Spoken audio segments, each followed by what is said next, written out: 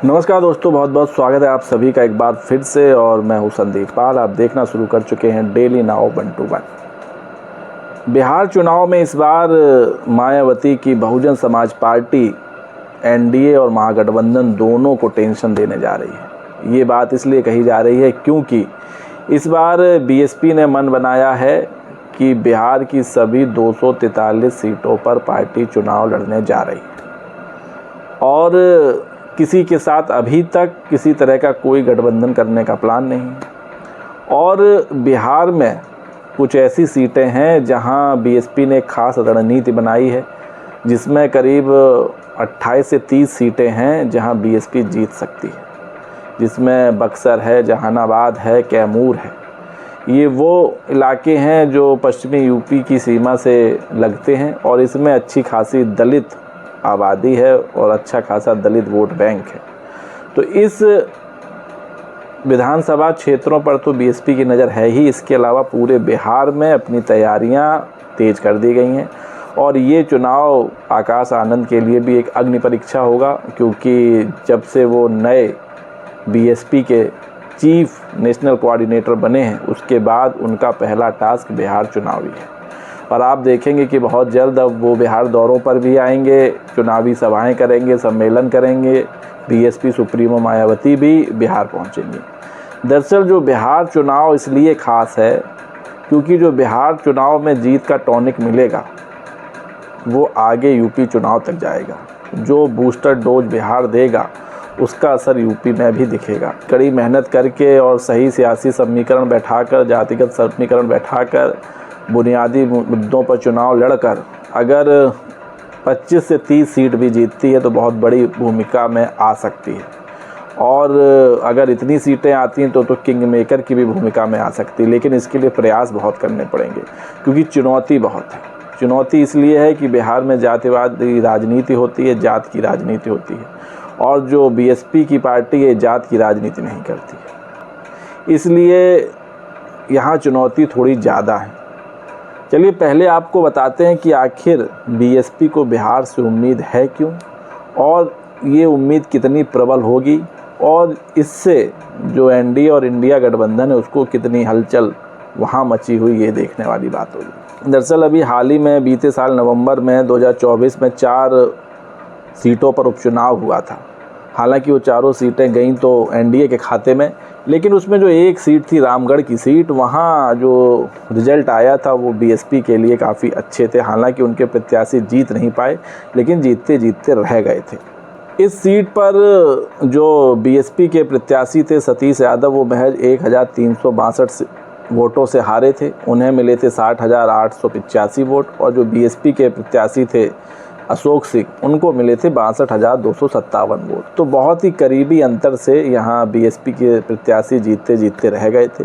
वहीं जो आरजेडी के प्रत्याशी हैं अजीत सिंह, उनको मिले थे 35,825 वोट। तो काफ़ी क्लोज मुकाबला था, लेकिन जो उम्मीदवार बीएसपी ने चुना था वो काफ़ी मजबूत और ताकतवर थे, क्योंकि उपचुनाव में बीएसपी ने ना वहाँ कोई बड़ी रैलियाँ की थी, ना कोई सम्मेलन किया था, फिर भी उन्होंने अपने दम पर इतना क्लोज फाइट दी एनडीए और महागठबंधन के प्रत्याशियों को।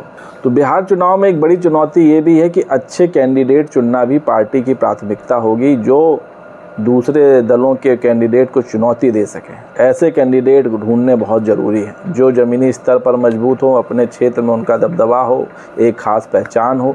ऐसे कैंडिडेट्स पर अगर बीएसपी दांव लगाती है तो बिहार में भी अच्छे परिणाम बीएसपी को मिल सकते हैं। आपको बता दें, जो 2024 में लोकसभा चुनाव हुआ था उसमें बिहार में जो है बीएसपी को कुल 1.75% वोट मिले थे, यानी करीब 7.5 लाख के करीब वोट मिले थे। और बीएसपी ने 37 सीटों पर चुनाव लड़ा था, जिनमें 7 सीटें जो औरंगाबाद है, भागलपुर है, बक्सर है, गया है, जहानाबाद है, कटिहार है, सासाराम है। इन सीटों पर पार्टी तीसरे नंबर पर रही थी। तो ये जो 7 लोकसभा सीटें थी, यहाँ पार्टी तीसरे नंबर पर रही थी। ये भी एक बहुत बड़ी बात है, जिसमें महागठबंधन भी थी, एनडीए भी थी, अन्य दल भी थे, उसमें बीएसपी तीसरे नंबर पर रही थी। तो ये एक थोड़ा सा पॉजिटिव पॉइंट है बीएसपी के लिए कि इन सीटों पर अगर बीएसपी मेहनत करती है, ये 7 सीटें हैं, और ये मान के चलिए कि एक लोकसभा क्षेत्र में करीब 5 से 6 विधानसभा सीटें होती हैं, तो उस लिहाज से अगर आप देखें तो करीब 36 से 40 सीटें ऐसी हैं जहां बीएसपी अगर मजबूती से मेहनत करती है तो उसके परिणाम उसके पक्ष में आ सकते हैं। इसके अलावा जो 6 सीटें थीं जिसमें अररिया, दरभंगा, गोपालगंज, हाजीपुर, जमुई, झंझारपुर, काराकाट, मधेपुरा, मधुबनी, पाटिलपुर, पश्चिमी चंपारण और पूर्णिया जैसी सीटें, यहाँ पार्टी चौथे नंबर पर रही थी। बक्सर में जो बीएसपी के प्रत्याशी थे अनिल कुमार, उनको 1,14,000 से ज़्यादा वोट मिले थे। जहानाबाद में अरुण कुमार को भी 86,000 के आसपास वोट मिले थे। झंझारपुर में गुलाब यादव को 73,000 से ज़्यादा वोट मिले थे। इसके अलावा बसपा को सासाराम में 45,000, गोपालगंज में 29,000, काराकाट में 23,000 और वैशाली और औरंगाबाद और वाल्मीकि नगर में भी करीब करीब 20,000 के लगभग वोट मिले थे। तो जो बसपा के रणनीतिकार हैं उनका मानना है कि अगर पार्टी जोर लगाती है तो आने वाले चुनाव में 10 से 15 सीटें बीएसपी जीत सकती है और ये बहुत निर्णायक भूमिका में आ जाएगी बिहार में बीएसपी अगर 10 से 15 सीटें जीतने में कामयाब रहती है। क्योंकि लोकसभा चुनाव में जो बीते साल हुए थे उसमें बीएसपी को 5 सीटों पर 5% से ज़्यादा वोट मिले थे।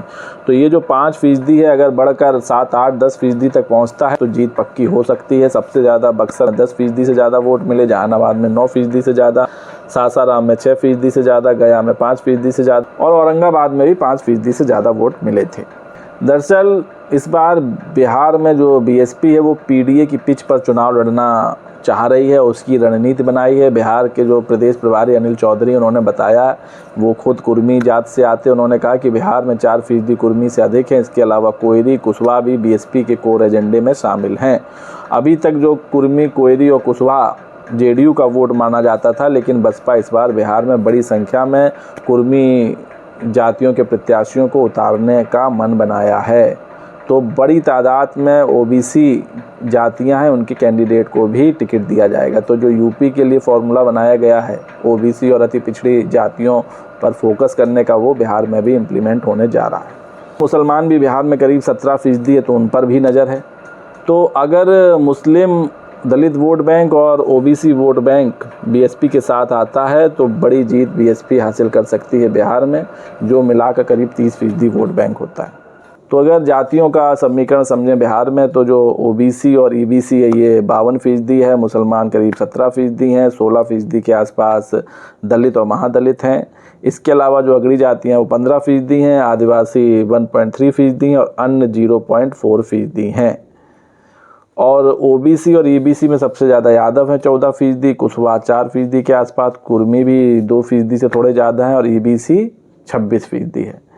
और जो दलित और महादलित आबादी, इसमें जाटो 5%, दुसाद 5%, मुसहर भी 2.8% के आसपास हैं। अगड़ी जातियों में जो सबसे ज़्यादा 15% में वो हैं भूमियार 6%, ब्राह्मण 5%, राजपूत 3% और कायस्थ 1% शामिल हैं। जो राजनीतिक रणनीतिकार हैं उनका मानना है कि बिहार में अगर बीएसपी अच्छा परफॉर्मेंस करती है तो सबसे ज़्यादा जो नुकसान हो सकता है वो एनडीए का हो सकता है, खासतौर से चिराग पासवान और जीतन राम मांझी जैसी पार्टियों का हो सकता है जो दलित वोट बैंक की राजनीति करती आ रही हैं। इसके साथ ही जेडीयू के वोट बैंक में भी सेंध लग सकती है जो रणनीति बनाई है। तो अगर बिहार में अच्छे नतीजे चाहती है बीएसपी तो उसको जो दोनों नेशनल कोऑर्डिनेटर हैं फिर और जो चीफ कोऑर्डिनेटर आकाश आनंद और रामजी गौतम को अच्छा समन्वय बनाकर काम करना होगा, क्योंकि बिहार की जिम्मेदारी इससे पहले रामजी गौतम संभाल रहे थे। वो चुनाव प्रचार भी कर रहे हैं, बैठकें भी कर रहे हैं, रैलियां भी कर रहे हैं, सम्मेलन भी कर रहे हैं और जो वोट बैंक है बीएसपी का उसको भी एकजुट करने में लगे हैं। तो तैयारियाँ तो चल रही हैं, लेकिन ये तैयारियाँ ज़मीनी स्तर पर किस करवट बैठेंगे ये देखने वाली बात होगी। फिलहाल संभावनाएं बिहार में बहुत हैं बीएसपी के लिए, जिसके लिए उसने तैयारी भी शुरू कर दी है। तो आपको क्या लगता है, क्या इस बार बीएसपी बिहार में ना सिर्फ खाता खोलेगी बल्कि 15 से 20 सीटें भी जीतेगी और क्या किंग मेकर की भूमिका में आएगी? अपनी राय कमेंट्स करके दें। वीडियो पसंद आया हो तो चैनल को लाइक शेयर सब्सक्राइब करना ना भूलें। तब तक के लिए नमस्कार।